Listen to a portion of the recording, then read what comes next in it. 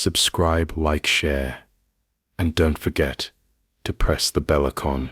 It started with a whisper, a soft groaning noise in the middle of the night that at first seemed like nothing more than old wood settling, the natural creaks of a century-old structure dealing with time. Daniel had only recently inherited the house, a looming gray 3-story structure tucked deep in a forgotten part of rural Pennsylvania. His Aunt Martha had passed, alone and without ceremony, and with no children of her own, the home had passed to him.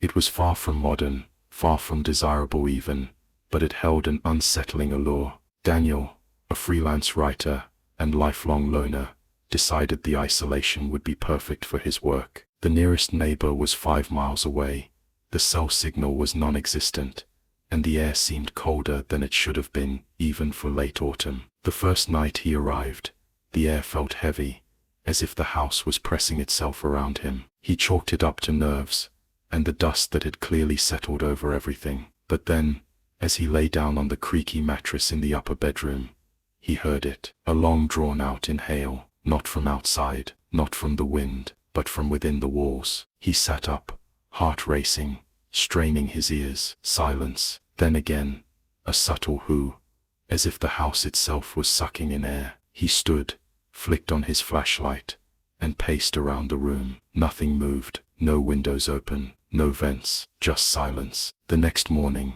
he laughed it off. Houses made noise, pipes, weather, rodents, all sorts of things could mimic that sound. But something about it stuck in his mind. It wasn't just a sound. It felt rhythmic, intentional, breathing. He told himself he was imagining things, but the pattern continued. Every night, just as he was drifting to sleep, the inhale would begin, long and deep, as though the house was gathering strength. The exhale, however, never came. It was as if the place was slowly inflating, its lungs growing larger each night. Daniel explored every room, every vent, every crawl space. The basement was the worst, stone-walled, damp, and with an odd slant to the floor that made standing there feel like you were leaning into the earth. A furnace that hadn't worked in decades loomed like a rusted beast in the corner, and beside it, a sealed room with a locked wooden door. It had no knob, no handle, only a small keyhole, old and rusted, the kind of lock built to keep something in, not out. At night, the house began to change. The walls groaned, as if stretching. Floorboards creaked in patterns, not random, but like footsteps pacing the length of the hall outside his room. He'd rush to the door, swing it open. Nothing, but the smell of breath hung in the air, stale, warm, human. On the 4th night, Daniel awoke to the sound of a heartbeat, slow, loud, and not his own. It seemed to come from the very floor beneath him. He knelt down and pressed his ear against the wood. Thump, thump, thump. He jerked away, horrified. Was it machinery, pipes, some odd echo? He ran to the basement, searching for answers, but found only the sealed door. Now, however, it looked different, damp, as though something had breathed against it from the inside, and on the floor before it, a small puddle of water, or sweat. He began to have dreams, vivid, visceral visions of people trapped inside walls, their mouths open, screaming silently, as flesh fused to wood, as eyes blinked from behind cracked wallpaper. He'd wake up gasping, drenched in sweat, the air in the room thick and humid, as if something had exhaled onto him in his sleep. The smell was growing worse, not rot, not mold, but breath, human breath, foul and warm, and ever-present. He tried to leave. That morning, bags packed, he got in his car, turned the key, and nothing. The engine was fine. He had gas, but the car wouldn't start. His phone, once showing half battery, was now dead, and wouldn't charge. He walked down the dirt road, but after 30 minutes of walking, the house stood before him again. No matter which path he took, the road always bent back to it, like the house had become the center of a looping reality. Daniel was stuck, and the house was breathing deeper now. Daniel's descent into fear became routine. He no longer counted days, only nights, and how many breaths the house would take before the next terrifying event. He started keeping notes, recording each sound, each new deformity in the house. Walls bulged as if swelling from within. Wooden panels expanded unnaturally and contracted slowly, like ribs. Sometimes he'd wake up to find his furniture moved slightly, as if the house was adjusting the environment around him to suit its needs. Once he woke up on the kitchen floor, his bed nowhere to be found. There were no signs of struggle, just a thick trail of condensation from his bedroom to the kitchen, like the path of a tongue dragging through space. The sealed basement door had become the epicenter of his obsession. It began to whisper, soft moans that seemed to call his name, not every night, but enough to make him question whether he was truly awake. He tried breaking it down with an axe, but the moment the blade touched the wood, a sharp gust of wind knocked him backward. The wood remained unscathed, as if immune to harm. That night, the house's breathing grew loud, almost painful, and Daniel swore the ceiling rose and fell in rhythm with each inhale. He began hearing footsteps in the walls, sometimes light, like a child running, and sometimes slow, dragging sounds heavy and wet. The dreams were getting worse. He'd see his Aunt Martha, staring at him from mirrors, her mouth sewn shut, eyes rolling in opposite directions. One dream had her perched in the corner of the living room ceiling, whispering, "It wants lungs," over and over until he woke up choking, gasping for air. His lungs burned as if they had been emptied and filled by something else, something foreign. He started finding strange items that hadn't been there before. A cracked doll's head in the attic, teeth in the sink, long strands of hair plastered to the bathroom wall. The air in the house was hot and wet, like breath on skin. He realized the house wasn't haunted in the traditional sense. It wasn't harboring a ghost. It was the ghost. It was alive, consuming those who lived in it, piece by piece, memory by memory. Every breath it took was stealing more of him. Daniel made another attempt to escape. He boarded up the windows, hoping to force the house into stillness, but the boards peeled off by themselves. The nails lay melted on the floor, like wax. That night, he locked every door and barricaded himself in the bathroom with candles. Hours passed in silence. No breath, no steps, just stillness. Then from the drain of the sink came a whisper, "Let me out." It wasn't his voice. It wasn't Martha's. It was something older, hungrier, panicking. Daniel tore through the house searching for the original blueprints. In the attic, he found a weathered chest filled with old letters and schematics. The house was built in 1890 by a man named Elias Graff, a mortician turned occultist. According to his writings, he believed a house could be made into a vessel for preservation. Quantum swertin some palm. No teammate. He wanted to make a structure that could inhale life and house spirits forever. Daniel read in horror, as Elias described the ritual, sealing the breath of the dying into the walls, fusing flesh with mortar, binding soul with structure. One letter described Martha's birth. She was born inside the house during a storm, and her mother died moments after. Her final breath was taken by the walls. From that day forward, the house became active. Martha had remained in the home her entire life, unable to leave, slowly feeding it her essence. The sealed door in the basement, it was Elias's final chamber. According to the writing, it was never meant to be opened, not unless the house chose its next host. Daniel realized with sickening clarity, the house had chosen him. The breathing had now become constant. Every wall pulsed with life. The wallpaper undulated like skin over bone. Lights flickered in rhythm with the heartbeat he could now feel under the floors. He was no longer living inside a house. He was inside a body, a being,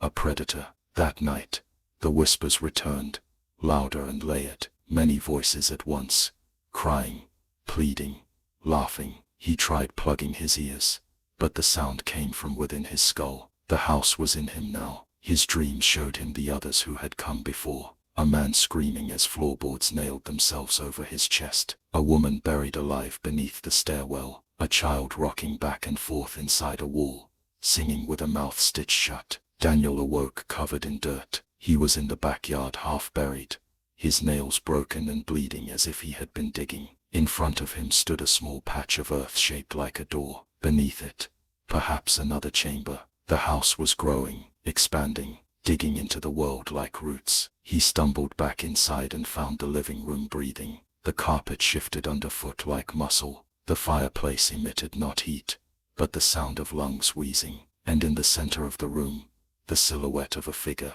Martha, but twisted, her limbs elongated, her eyes sunken, her mouth a hollow hole that sucked in air endlessly. She pointed at the basement. "Go," she mouthed. Something moved behind the sealed door that night. Not footsteps, shifting, as though the house was changing something inside, preparing. Daniel's final entry in his journal read, "I hear my own breath in the walls now. I think the house is inside me, or maybe I am inside the house." By the seventh night, Damon Fields no longer recognized his own reflection. The bathroom mirror, once cracked, now wept black fluid that shimmered like oil. His eyes were hollowed, bruised with sleeplessness, and his lips had split from the cold. The cameras had all ceased to work days ago. Corrupted files, missing footage, as though the house itself rejected documentation. Damon had stopped trying to leave. Every time he made for the door, he found himself waking up again in the same bed, in the same room, with the same low thrum of breathing beneath the floor. It was no longer just noise. It was pulse, rhythm, life. The house had learned his patterns when he ate, when he paced, when he wept, and it had begun responding. That morning, the entire hallway was coated in frost. He scraped away a layer to reveal what looked like fingers frozen into the wall, reaching outward, their twisted shapes captured in horror. Above the fireplace in the living room, new carvings had appeared. Names, hundreds of them, each one scratched in with something sharp, desperate, each overlapping like panicked confessions. Some names were crossed out, some were written in blood. Damon found his own name at the bottom, still fresh, as if the house had added it in real time. He stared at it, hand trembling, unsure whether to erase it or accept it. But when he blinked, the name had changed. It now read Damon Fields.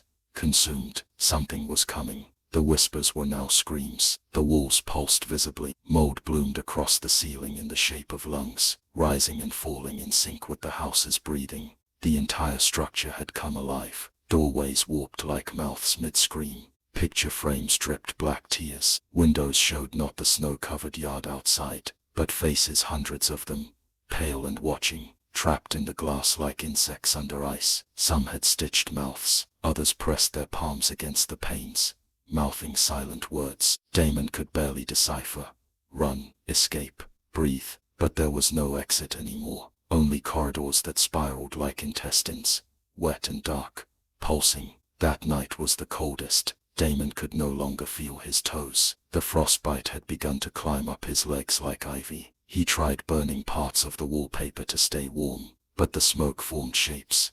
Children with no eyes, women screaming silently, figures hanging from invisible nooses. He retreated to the basement, where he discovered a new door, one that hadn't existed before. It was small, child-sized, with a rusty handle, and something breathing just behind it. He stared at the door for what felt like hours. It throbbed gently, like a beating heart. Eventually he opened it. The space inside was unnatural, larger than the house itself, a void of black stone and soft slithering walls. In the center stood a massive lung, grotesque and veined, anchored by spinal roots that burrowed into the earth. It inflated slowly, then released with a moan. Around it were figures, dozens of them, residents of the house, twisted and hollowed out, fused into the walls, eyes wide open, lips stitched shut. One of them was the girl from the old newspaper article. Another was the previous tenant, the man who vanished in 2003. All of them breathing in sync with the house,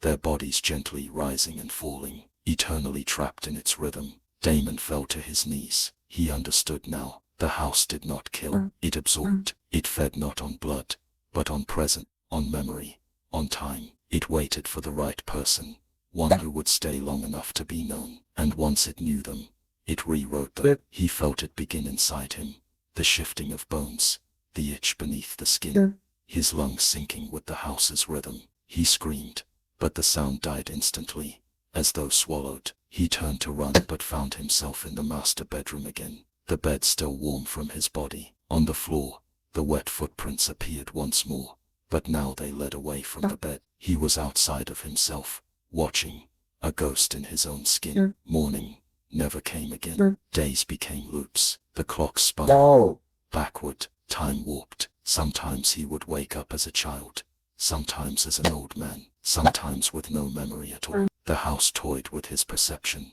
resetting his sanity, like rewinding a tape. He would find entries in his own handwriting that he didn't remember writing. The lungs are inside me now, one read. Another said, the house dreams of my memories. On the 10th night, he found his own corpse in the bathtub, water frozen around his bloated body. Yet he was still alive. He couldn't scream anymore. His voice was part of the whisper chorus. He was both observer and participant. On the final night, the house stopped breathing. A silence fell so profound that even the wind outside seemed to halt. Damon sat in the center of the living room, surrounded by the names on the walls, the black mold, and the flickering shadows that once had meaning. A door opened across the room, one he hadn't seen before. White light poured from it, warm and clean. He stood up, numb, and walked toward it. On the other side was his old apartment, untouched by snow, untouched by time. He stepped in,